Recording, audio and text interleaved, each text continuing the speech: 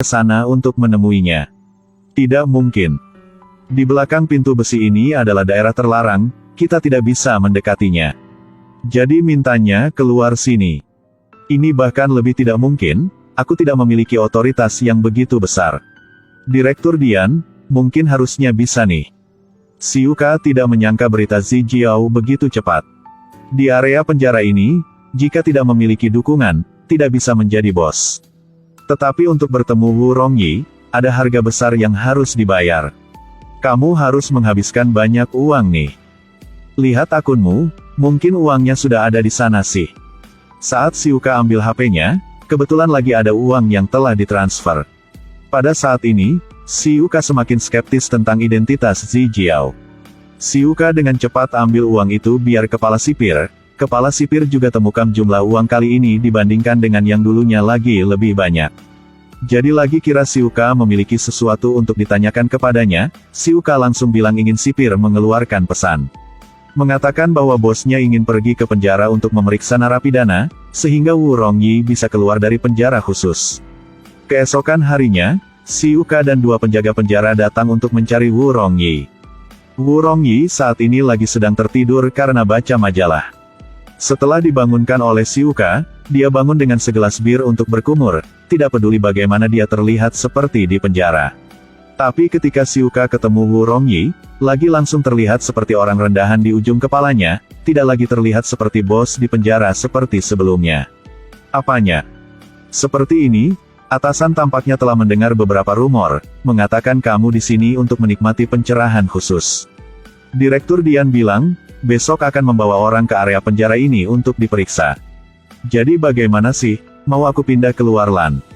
Hadapi pertanyaan Wu Rongyi, Siuka buru-buru menjelaskan. Juga mengatakan, hanya saja ketika atasan datang untuk memeriksa, kamu dapat melakukan pekerjaan sederhana saja. Wu Rongyi kemudian melirik petugas polisi di sebelahnya yang mengkonfirmasi ini juga benar. Kali ini sepertinya tak terhindarkan, jadi Wu Rongyi menyuruh Siuka mengatur pekerjaan ringan untuknya. Ingat ngatur untuk aku pekerjaan yang baik. Kesehatan aku tidak baik, tidak bisa lelah. Jadi Wu Rongyi setuju dengan Siuka, tapi dia tidak bisa membayangkan bahwa plot di baliknya sedang menunggunya. Bai Zhenhao dengan cepat cari Wu Rongyi dan bilang samanya Siuka telah tipunya. Pasti akan ada sesuatu yang buruk terjadi, tetapi dalang di balik ini adalah Zijiao. Tapi Wu Rongyi lagi sangat tidak peduli sama yang ini.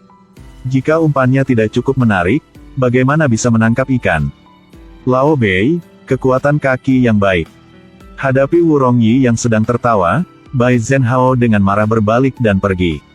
Tapi Wu Rongyi kok lagi tidak tahu ini yang konspirasi. Setelah selesai, Siuka segera berlari mencari Zijiao untuk informasikan bahwa semuanya sudah beres. Besoknya, Wu Rongyi akan ke ruang cuci untuk kerja, ini kesempatan baik untuk selesaikan Wu Rongyi. Tetapi Siuka tidak mengerti mengapa ada begitu banyak orang di penjara ini yang ingin membunuh Wu Rongyi. Tetapi orang yang sangat ingin mengambil tindakan untuk membunuhnya hanya Zijiao, yang setuju untuk membantu Siuka Zijiao. Uang hanya salah satu alasannya, alasan yang lebih besar adalah karena Siuka tidak percaya Zijiao dapat membunuh Wu Rongyi. Bai Zhenhao adalah orang di sisi Wu Rongyi, dia tidak bisa hanya berdiri dan melihat saudara-saudaranya terbunuh. Jadi dia memutuskan buka pintu penjara Wu Rongyi setengah jam kemudian, sebelum itu dia akan pergi untuk memenangkan Zijiao. Keesokan harinya, Ban Zhenhao mengenakan pakaian Wu Rongyi ke ruang cuci untuk bekerja. Setelah masuk, menemukan bahwa ada anak buah King Hua Feng di dalam. Pada awalnya, anak King Hua Feng mengira yang datang yang Wu Rongyi sendiri, jadi ingin selesaikannya bersama. Bunuhnya saja. Begitu saja, perang besar pecah, tetapi Ban Zhenhao sebagai sipir penjara adalah seorang prajurit khusus. Berurusan dengan berandalan ini seperti makan sepiring sayuran, mengalahkan semua anak buahannya dengan beberapa gerakan. Tidak tahu harus bagaimana, Daisy harusnya bertindak dirinya. Tapi tidak disangka, hanya satu tindakan saja dia telah dibunuhkan, saat ini Zijiao juga datang. Ban Zhenhao pikir Zijiao yang sama sisi King Hua Feng jadi lagi saling berjuang. Tetapi selama pertarungan, Zijiao melepas maskernya dan menekan tombol alarm. Tidak mungkin, Bai Zhenhao hanya bisa tinggalkan Zijiao biar larikan diri. Pada saat ini, Zijiao menemukan bahwa ada jarum jantung di lengan Daisy. Dia segera mengerti bahwa ini adalah skema Xiuka, dan King Huafeng juga menerima berita bahwa pembunuhan Wu Rongyi telah gagal. Jadi ingin mereka sukses selanjutnya, korbankan Daisy untuk menciptakan peluang. Dia dijatuhi hukuman 200 tahun penjara, ditakdirkan untuk berada di sana selama sisa hidupnya. Gunakannya untuk menukar Wu Rongyi.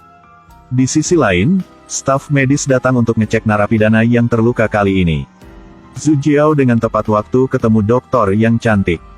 Terakhir kali aku menjelaskan kepada polisi, orang itu bukan kamu yang matikannya.